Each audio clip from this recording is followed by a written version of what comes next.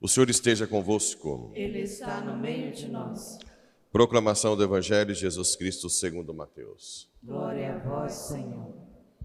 Naquele tempo, disse Jesus aos seus discípulos, aos seus apóstolos: Cuidado com os homens, porque eles vos entregarão aos tribunais e vos açoitarão nas suas sinagogas.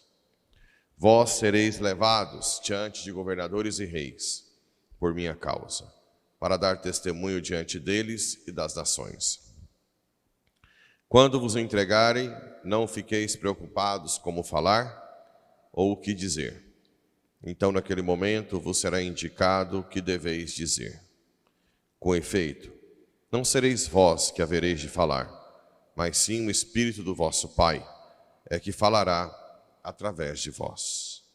O irmão entregará à morte o próprio irmão. O pai entregará o filho. Os filhos se levantarão contra seus pais e os matarão. Vós sereis odiados por todos, por causa do meu nome. Mas quem perseverar até o fim, esse será salvo. Palavra da salvação.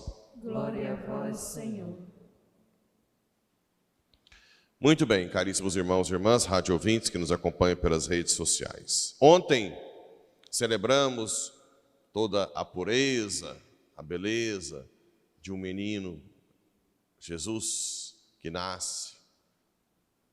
Mesmo que seja feio para nós não acolher a mãe do Senhor e ela ter que ter o filho numa manjedoura, num coxo de vaca. Mesmo assim, com os animaizinhos e os pastorzinhos, é algo muito singelo, belo, bonito, mas que esconde por trás aquilo que foi falado ontem, que essa kenosis de Cristo, Ele que criou e sustenta o universo por um ato, se esvazia completamente. E hoje, a igreja, sabiamente, celebra a morte do primeiro mártir da igreja, protomártir, Santo Estevão, diácono. Por que isso? Para nos lembrar que aderir ao projeto de Deus, que não começa com a encarnação, começa no Antigo Testamento, né? Começa com as revelações progressivas do Antigo Testamento, mas que tem o ápice na encarnação do Verbo, tem um preço a se pagar. Se paga um preço alto. Seguir Jesus e a sua igreja. Seguir a sua igreja. Muitos pagam com a vida. Quantos mártires a igreja já teve? A partir de Santo Estevão. Quantos já morreram? Crianças, mulheres, homens, padres, bispos, papas. Os primeiros papas da igreja, a maioria foram mártires. Não é tão simples assim se aderir a esse projeto de Deus. E a primeira leitura nos deixa mais ainda assustados, porque quem mais se voltou contra Estevão foram os dentro da igreja da época, da sinagoga, não é? Os chefes da lei, os que decoravam a Bíblia. Isso mostra que muitas vezes começa o conflito mais grave dentro da igreja. Isso é muito... os membros da chamada Sinagoga dos Libertos, junto com os sirinenses, né? E eles ficavam enfurecidos com as palavras de Estevão, com a verdade, porque se acostumaram com uma ideologia dentro da igreja, da forma que pensam que é.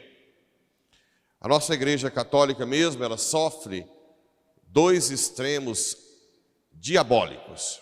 Um começou na década de 60, 70 mais, 80, que é aquela parte liberalista, progressista, a teologia da libertação, em que mistura a questão da pobreza com algo efetivo e querem empurrar isso, por exemplo, para a liturgia, acham que não precisa de cálices assim, começaram a usar aqueles cálices de barro, que nem pode, que não se deve usar tanto casula, que não precisa ter um presbitério, tem que colocar todo mundo no mesmo nível. Bem, eu não estou aqui mais alto usando casula com cálice dourado por causa de mim. A grandeza, tudo que a gente gasta na liturgia, e realmente não é pouco, porque tudo é muito caro, tudo que nós gastamos é para Cristo, é para o reinado dele, para o senhorio dele. Se eu quero viver uma vida pobre, pessoal, ótimo, Jesus fica feliz, né? Mas aqui não é para mim, aqui é para Cristo. Junto com isso veio a ideia de que se deve lutar pelos pobres politicamente, ir lá formar grupos, o MST, brigar por terras ou sem terras, ao invés de rezar. Quantos seminaristas eu conheci que tinha que acordar de madrugada para rezar, porque os superiores do seminário não aceitavam que adorasse, que rezasse o terço. E isso destruiu muito a igreja, a mentalidade do sagrado, aquilo que tem que ser realmente a nossa meta, né? A mentalidade hoje, as ideologias agora mudaram para o meio ambiente. Não é que nós não somos contra, nós somos contra cuidar, mas virou uma ideologia, tudo agora, o homem deve morrer para o animalzinho ficar. E as mesmas pessoas que defendem a tartaruguinha, lá no projeto Tamares, tem lá em Praia do Forte, Salvador, são os que defendem aborto, morte de criança, hipocrisia pura, total hipocrisia ideológica.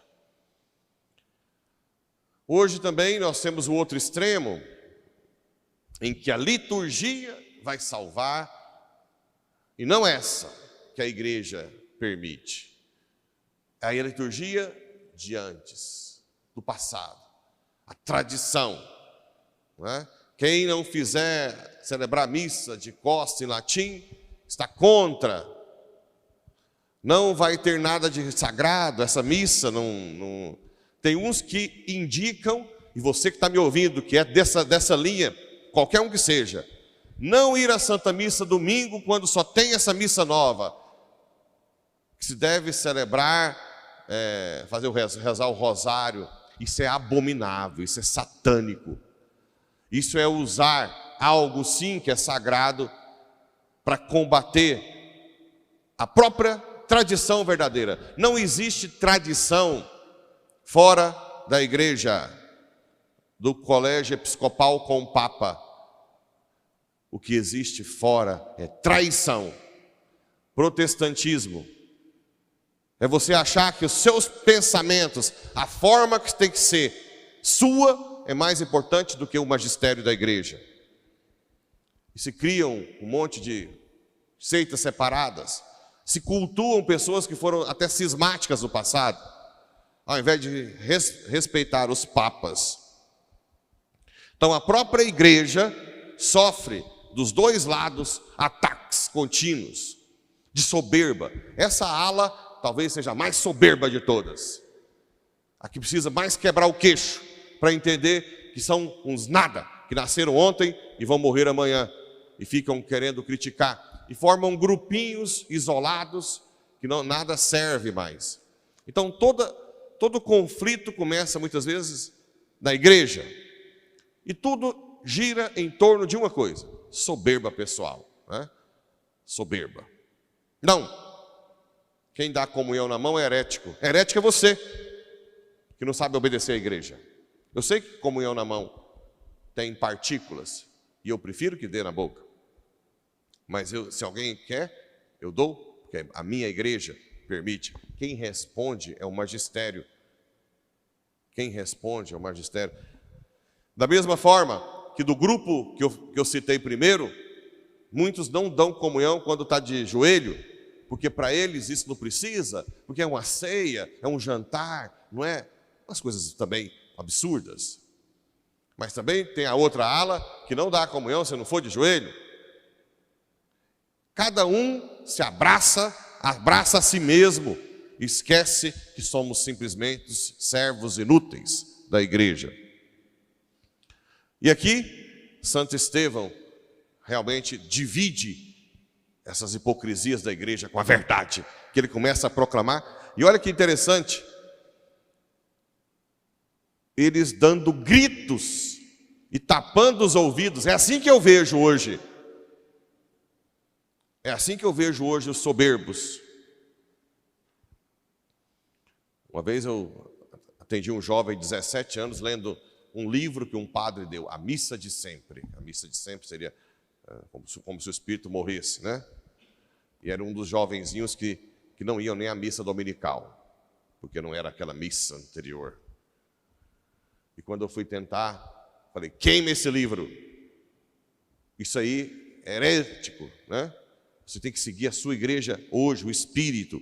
Tem coisas que poderiam mudar na liturgia? Pode, mas temos que aguardar quem tem autoridade. Eu me lembro bem do prelado do Opus Dei anterior, São José Esquevaria, acho que não estava no sínodo dos bispos, o primeiro, que estava discutindo comunhão para quem era de segunda união. E aí perguntaram para ele, e aí o que o senhor acha do sínodo, vai liberar? Ele disse, olha, eu não tenho autoridade para dizer, porque eu não fui convocado para o sínodo. Nós vamos rezar e seguir a Santa Mãe Igreja. É difícil fazer isso, né? É claro que também existem documentos que hoje estão confundindo as pessoas, como alguns documentos recentes dentro do magistério, mas com uma força baixa.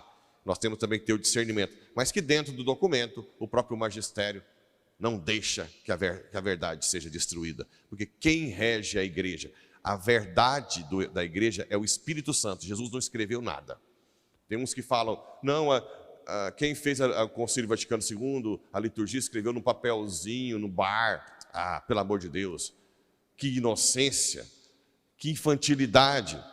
Quem rege a igreja é o Espírito, que está no magistério. Ele decide o que nós devemos fazer hoje. Não é dependente do que fez materialmente. É muita infantilidade, para não dizer uma soberba infantil, né? E davam gritos e avançaram contra Estevão. Aqueles que estão abraçados nas suas ideologias e não querem mudar, não toleram a verdade. São mais terríveis do que os pobres que estão afastados, né? Do que aqueles que não sabem nada de igreja. Se avançaram para matar Estevão.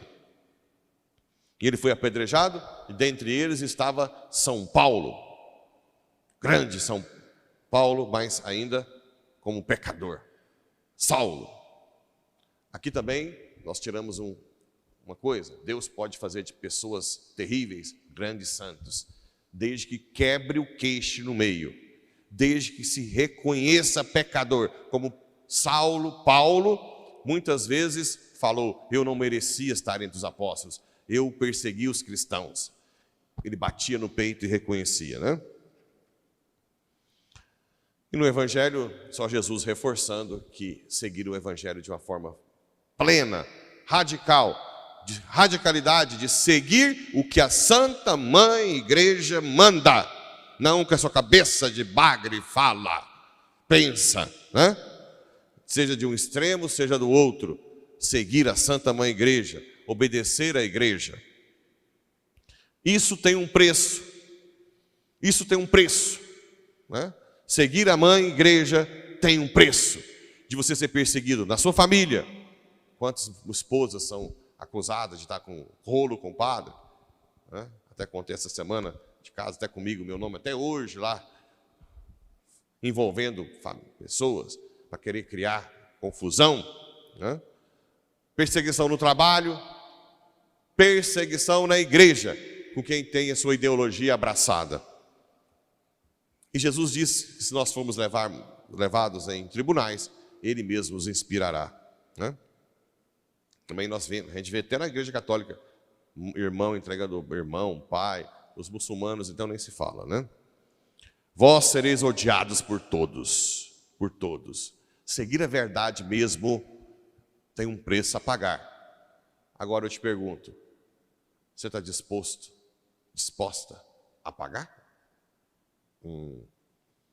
Se você quer um conselho, segura na mão da mãe, e ela vai te deixando passar no meio das tribulações, enquanto todo mundo grita, te xinga, ela te afaga, te coloca no colo, até chegar na meta, que é a salvação. Que Nossa Senhora e Santo Estevão intercedam por nós.